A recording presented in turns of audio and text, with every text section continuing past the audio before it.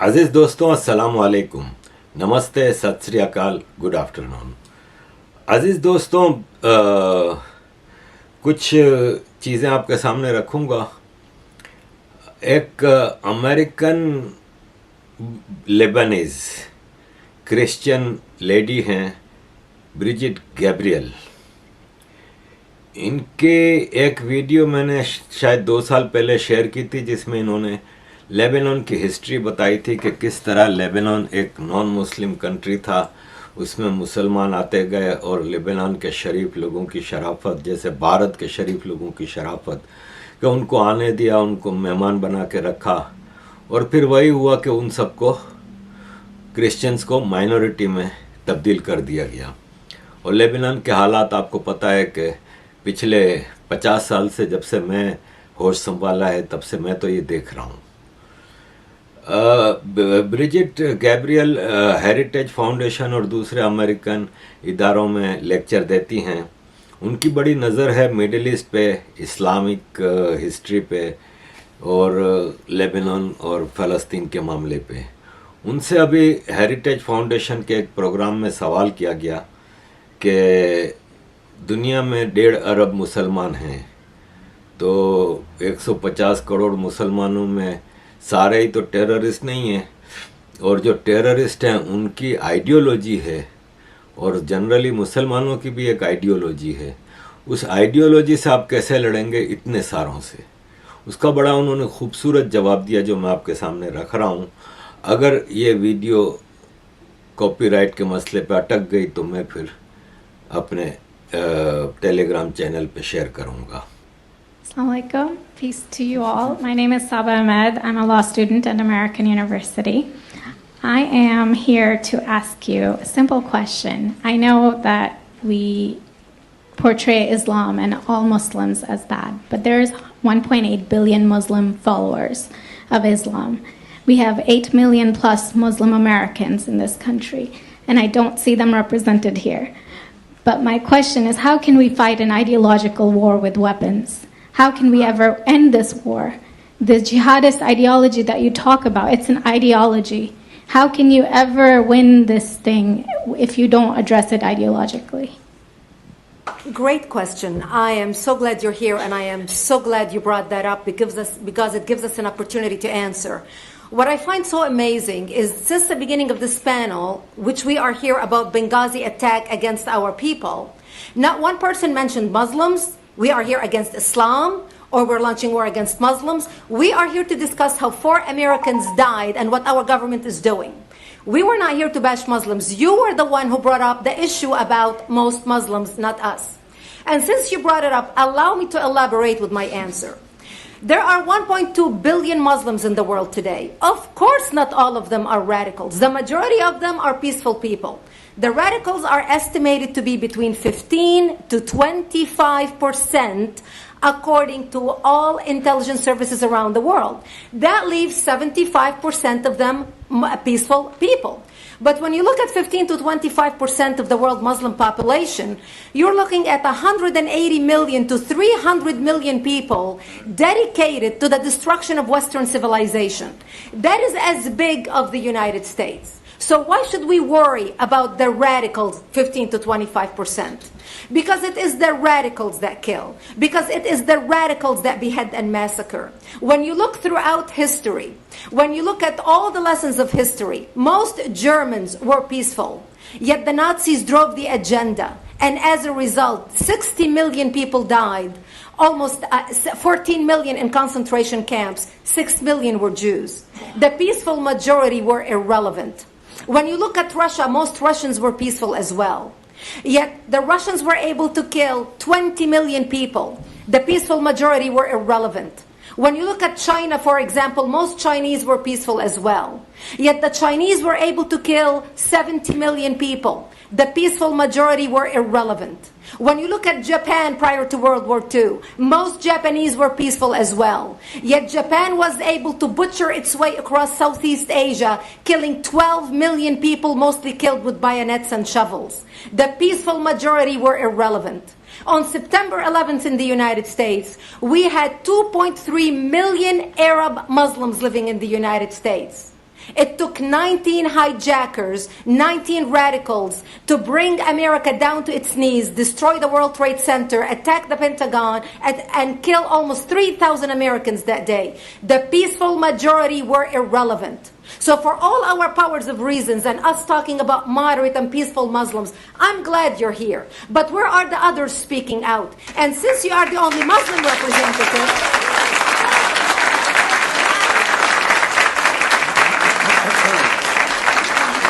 save the applause till the end.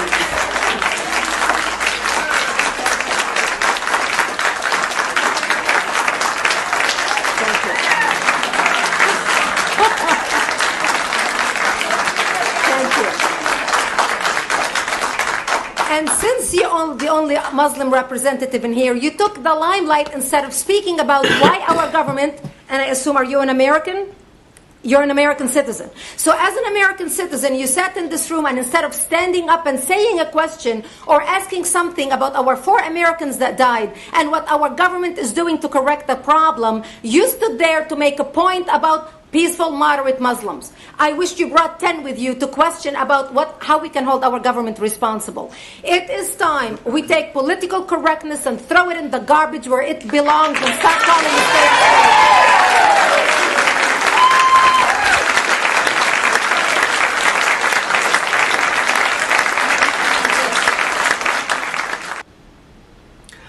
अजीज़ दोस्तों, Brigid Gabriel ने अभी एक बहुत ही ज़बरदस्त अमेरिकन चैनल के ऊपर लेक्चर दिया है, अपना प्रोग्राम वो रखा, पॉइंट ऑफ व्यू इस्लाम के बारे में, इस्लाम की हिस्ट्री के बारे में, उस रीजन की हिस्ट्री के बारे में, जिस पे सवाल बहुत कम उठा रहे हैं, सिर्फ एवं नारेबाजियां कर रहे हैं कि ये फ़लस्तीन की ज़मीन है, फ़लस्तीन की ज़मीन है, जबकि आर्ग्यूमेंट्स को छोड़ के एविडेंस से भी बात करें आप तो वो यहूदियों की ज़मीन है।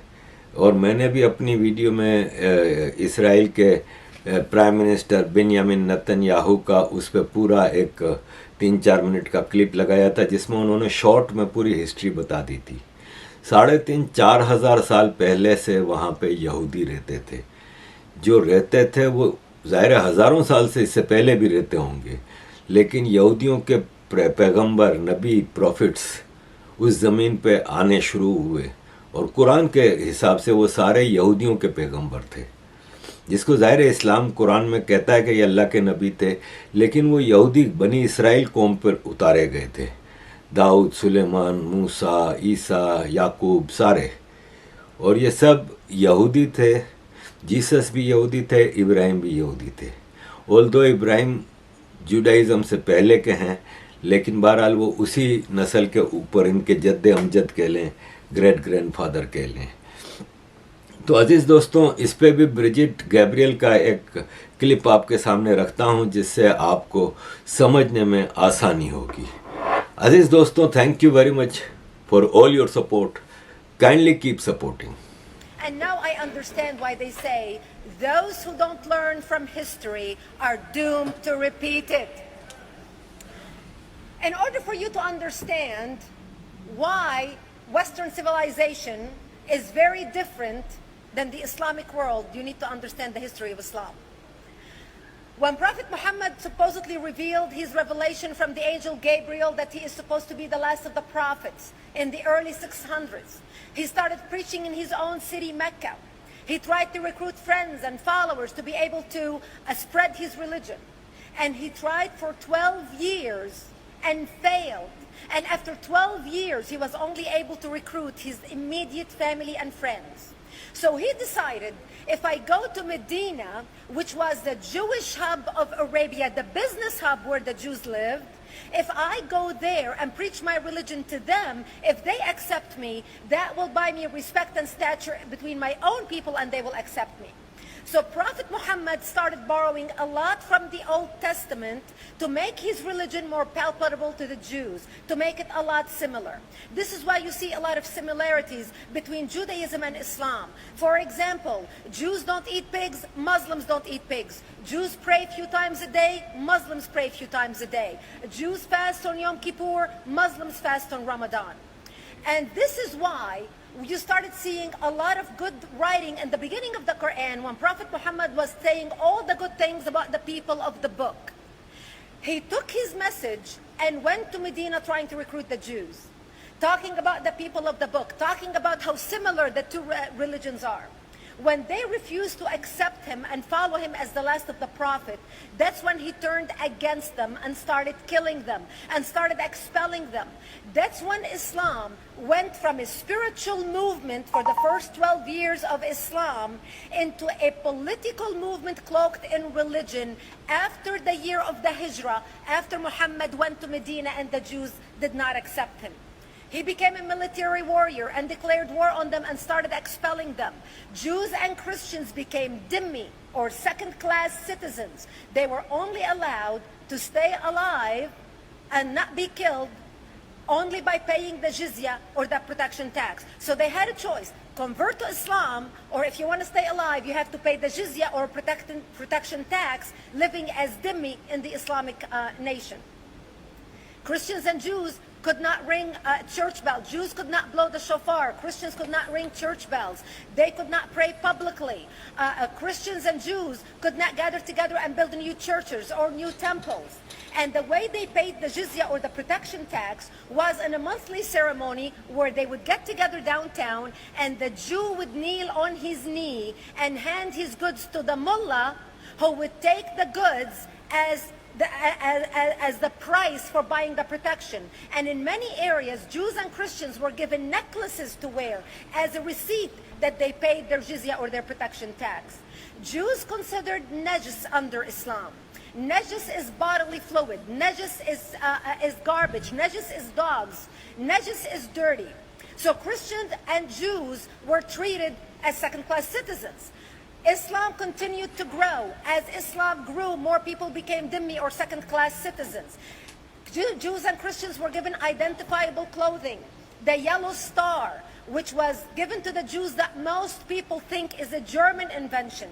It was actually an Islamic invention in the 9th century in Iraq by the second Khalif al-Mutawakkil of Iraq, who invented the yellow star for the Jews to be identified as they walked down the street. Because Jews were considered najis, if a Muslim man or a Jew walked on the same side of the street, the Jew had to cross the other side so the Muslim man can walk, so he's not dirtied by the filth of the Jew. Christians were given the zunnar, the belt, which most of you men are wearing right now. That was an Islamic invention for the Christians. Islam continued to grow. They went all the way to Jerusalem. They conquered Jerusalem. Christians couldn't ring their church bells in Jerusalem. The Pope in Rome in 1090 told the Christians, how could you sit idly by and allow your brethren to suffer like this in the Holy Land? You need to go liberate the Christians. You need to go help the Christians. That's why the Crusaders were launched. The Crusaders were not launched because they just felt like waking up in the morning and going and converting a bunch of Muslims or beheading them. The Crusaders were launched to liberate Jerusalem. And they were able to liberate Jerusalem for less than 100 years before Salah ad-Din al-Ayyubi, Saladin, took it back, and Jerusalem remained under Islamic control until 1967, when the State of Israel liberated Jerusalem, where Christians, Jews, and Muslims could pray under the same sky.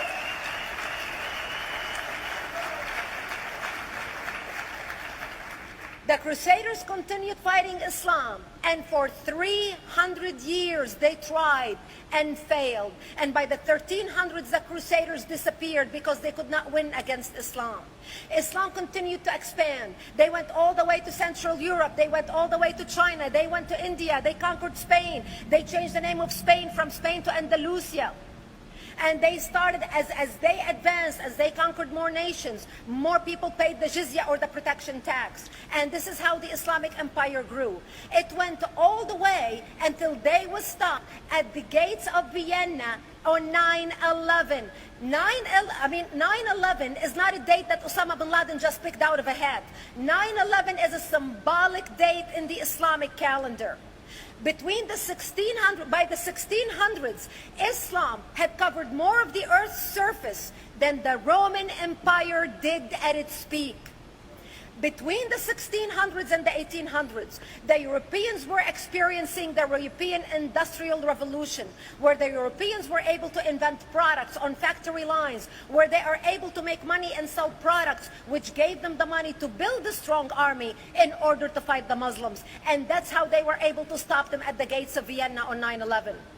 The Europeans started the pushback against Islam. They pushed them out of Europe. They pushed them out of all the way to the Middle East and North Africa. By 1924, the Islamic Empire ended. In 1924, the Islamic Caliphate ended in Turkey by President Ataturk, who was a secularist. He ended the Islamic Empire, and he gave women rights to vote. He gave women a right to an education, a right to work, a right to choose a husband. He forbid women from wearing the hijab. He forbid men from wearing the beard. The Muslims hate him so much that they consider him a Jewish agent, because they believe that his mother in her bloodline was Jewish, and that was the influence on Ataturk. By the time the Islamic Empire or the Islamic Caliphate or the Islamic State ended in 1924, the Islamic Caliphate had existed for 1400 years, and it ended less than 100 years ago. By the time the Islamic Caliphate ended in 1924, 270 million people around the world were killed by Islam.